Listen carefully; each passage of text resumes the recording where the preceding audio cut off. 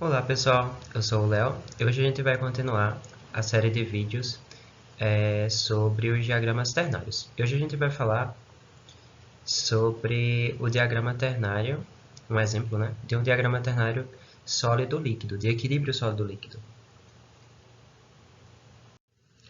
Bom, antes da gente começar, né, o que é que a gente vai analisar, né, qual vai ser a nossa estratégia?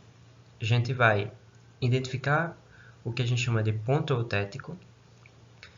Depois a gente vai observar as regiões, quantas fases tem em cada região, analisar um pouco, baseado nas composições, né? Como é que vai se constituir cada região e cada fase. E depois a gente vai falar um pouco sobre a interação desses componentes entre si. Então esse aqui é o exemplo. Percebam que nesse diagrama a gente vai ter um componente alfa, um componente beta e um componente L. O L, nessas condições aqui, nessa condição aqui de temperatura e pressão, vai ser um líquido. A gente vai ter alfa e beta, que vão ser dois sais, certo?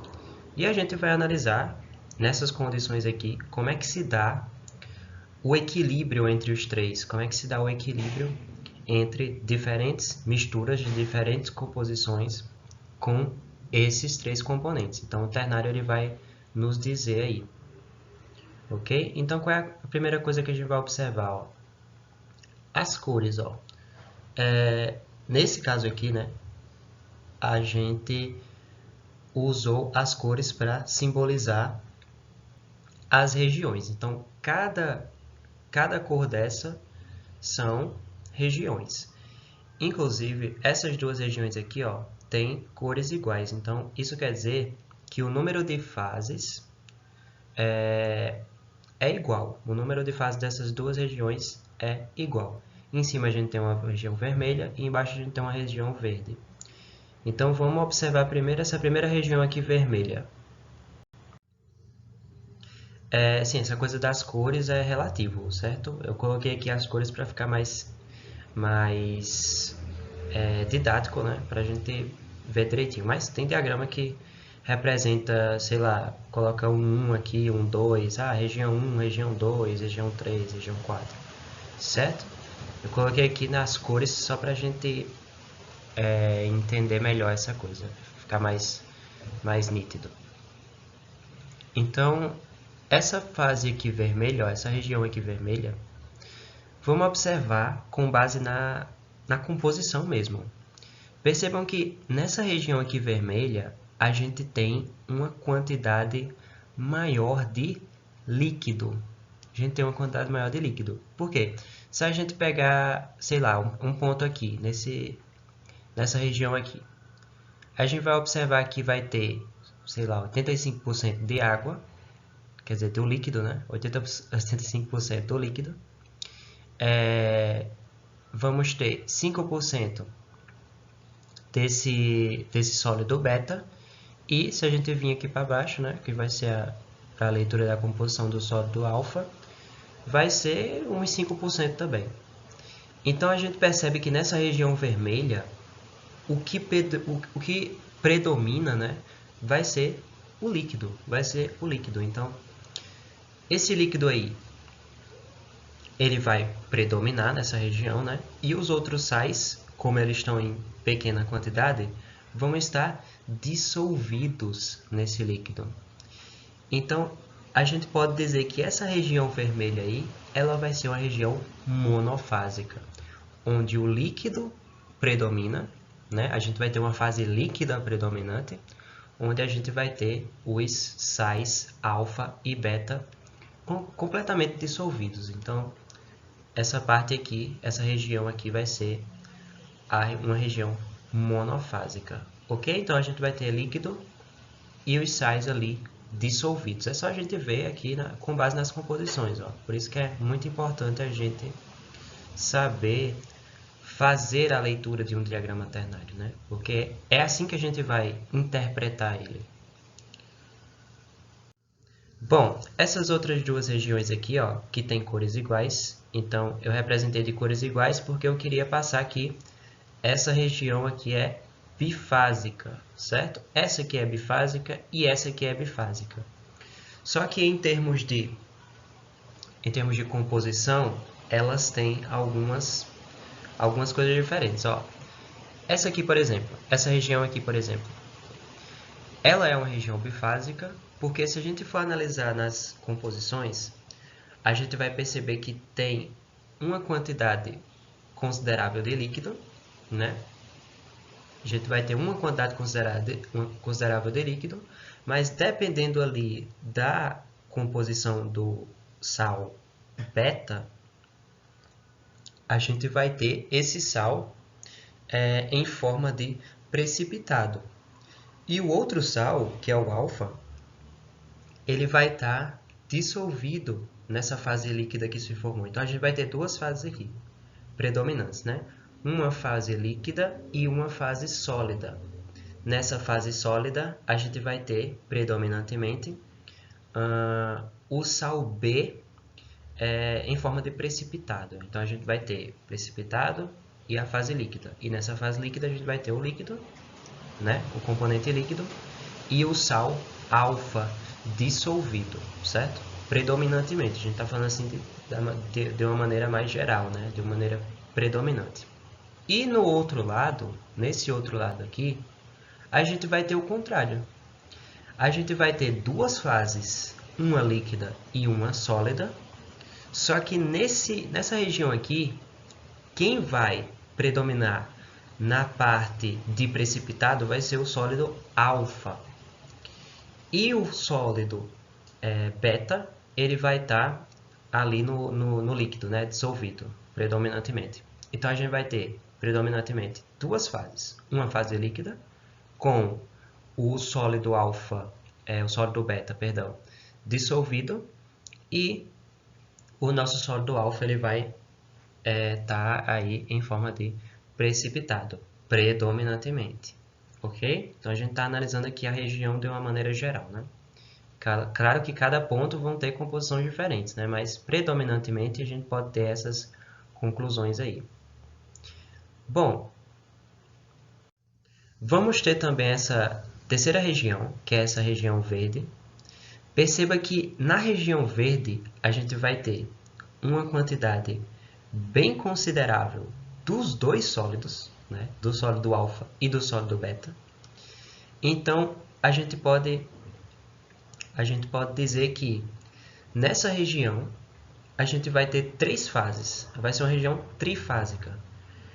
Vai ter uma fase líquida e vão ter duas fases sólidas. Mas aí você me diz, mas Léo, não tem duas fases sólidas? Por que a gente não diz que só tem uma, se tudo é sólido? Porque, gente, quando a gente está falando de uma região sólida, quer dizer, de uma fase sólida, em que a gente tem um componente predominante nessa fase sólida e outra fase sólida, a gente tem outro componente predominante nessa outra fase sólida, então são fases sólidas diferentes, certo? A gente tem que contabilizar como uma nova fase sólida. Então a gente tem duas fases sólidas, certo? Com uma predominância muito grande de cristais do componente alfa e a outra fase sólida predominando ali cristais do componente beta, certo? E uma fase líquida, a gente vai ter uma fase líquida com os dois sais, com o sal alfa e o alfa beta e o sal beta, né? O sal alfa e beta ali dissolvidos no líquido, ok? Mas a gente pode dizer que no líquido vai ter quase que só o componente líquido mesmo, porque como nessa região a gente tem uma grande quantidade de sais, né, a maioria vai estar em forma de cristais, né, em forma de precipitados. Em forma de cristais mesmo, né, já que eles são os predominantes aqui nessa zona trifásica. Ok? Então a gente tem aí essa zona com três fases, uma sólida, uma segunda fase sólida e a fase líquida. Certo? Então, aqui está as cores, né, e os números de fase de cada região aqui. E é isso, então é bem simples, né? Bom, aquela coisa que eu falei do ponto eutético. O ponto eutético, gente, ele vai ser aquele ponto onde a gente expressa que está a fase líquida e a fase sólida em equilíbrio. Porque a gente tem aqui, ó, dois componentes sólidos, né? O alfa e o beta, e um componente líquido. Então, a gente está falando aqui de equilíbrio entre uma fase sólida e uma fase líquida, né? E essa fase sólida ela pode ser representada por duas fases sólidas, ou poderia ser o contrário, né? Poderia ser dois líquidos e um sólido. Então, tudo isso a gente chama de equilíbrio sólido-líquido, né? Equilíbrio entre sólido e líquido. Ok? Então, esse ponto aqui, ó, esse ponto aqui no meio vai ser o que a gente chama de ponto eutético, que vai ser aquele ponto em que a gente vai ter aí, né, o equilíbrio propriamente dito entre a fase sólida e a fase líquida, de forma geral, assim. Então, perceba que abaixo desse ponto eutético, a gente vai ter a formação da fase sólida, né? A gente vai ter ali os sais eles vão precipitando, né? E aqui acima a gente vai ter uma região monofásica. Então, a gente sai de uma região monofásica, saindo ali do ponto eutético, né? A gente vai ter uma região que já deixa de ser monofásica para ser uma zona bifásica ou uma zona trifásica, certo? Então, esse aqui vai ser o que a gente chama de ponto eutético. Quando a gente está fazendo lá experimentos, observe que essa região aqui, ó, essa região aqui podem ser, para obter essa região aqui, né? A gente faz experimentos de equilíbrio sólido-líquido. Então, quando a gente está fazendo experimentos, a gente prepara determinadas soluções. Essas soluções, quando a gente plota o diagrama, vai ficar dessa forma aqui, ó. Vai ficar essa regiãozinha aqui, vamos dizer assim, essa curva, né? E do eutético, a gente traça duas linhas. Essa linha aqui, partindo do eutético, vai até o sólido beta puro. E aqui, partindo do eutético, a gente traça uma reta até o sólido alfa puro. E assim a gente separa as regiões. Então, do eutético, né, esses pontos aqui, ó, são pontos de mistura que a gente obteve aí por meio de experimentos, por exemplo. Então, o eutético, perceba que o eutético ele vai ser aquele ponto em que tem uma quantidade menor de líquido, né? O componente L ele vai estar ali em menor quantidade no eutético, comparado aqui a esses outros pontos, ó, dessa região, vamos dizer assim, dessa linha, né, limitante entre a região monofásica e as regiões não monofásicas, sejam elas bifásicas ou trifásicas, né? Então, é bem interessante esse ponto, né? A gente pode aí ter essa conclusão em relação aqui ao ponto eutético, relacionada a esse diagrama. Outra coisa também que a gente observa é o tamanho dessas regiões aí bifásicas. O tamanho dessas regiões, elas podem nos dizer, né? Elas podem podem falar para a gente sobre como é que se comportam a solubilidade do sólido alfa e do sólido beta nesse componente L aí, que é líquido, né? Então perceba que essas duas, a área, né, vamos dizer assim, dessa região e a área dessa região, elas são meio que similares, né? São meio que similares. Com essa região aqui com o sal beta precipitado um pouco maior, né? Mas em termos gerais aí são de tamanhos quase que iguais, né? Essas regiões aqui. Então a gente pode dizer que a solubilidade do sal beta e do sal alfa é semelhante. Então a solubilidade desses sais vão ser semelhantes nesse líquido aí, L, que a gente chamou de L, né? Pode ser água, pode ser outro líquido aí. Então,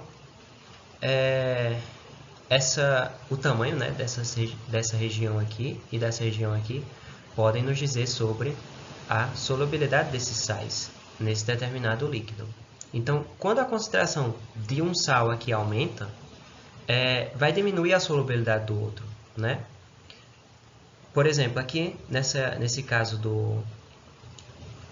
em que o beta ele está precipitado, né? E esse outro caso aqui em que o alfa ele está precipitado. Quando a gente aumentou a quantidade de beta, ele se precipitou, né? E o alfa ali ficou solúvel no líquido L. E no outro lado vai ser o contrário, né? Então, é bem interessante isso aí. Bom, gente, é bem simples, né, esse diagrama. Vendo a coisa das composições, a gente já tira muita coisa dele. Só essa coisa do ponto eutético, né, que eu acho que é uma coisa diferente lá do líquido-líquido. Mas é isso aí, né? Então eu deixei aqui um exercíciozinho, que é só para vocês exercitarem mais a coisa lá de olhar as composições no diagrama, já que é isso que vai fazer com que a gente interprete um diagrama ternário. É assim que a gente vai interpretar um diagrama ternário, vendo as composições de cada componente em determinado ponto. Então, vejam aí direitinho quais são as composições de cada ponto aqui. E é isso. Espero que eu tenha ajudado. Dá um like se você gostou, se inscreve no canal e até mais.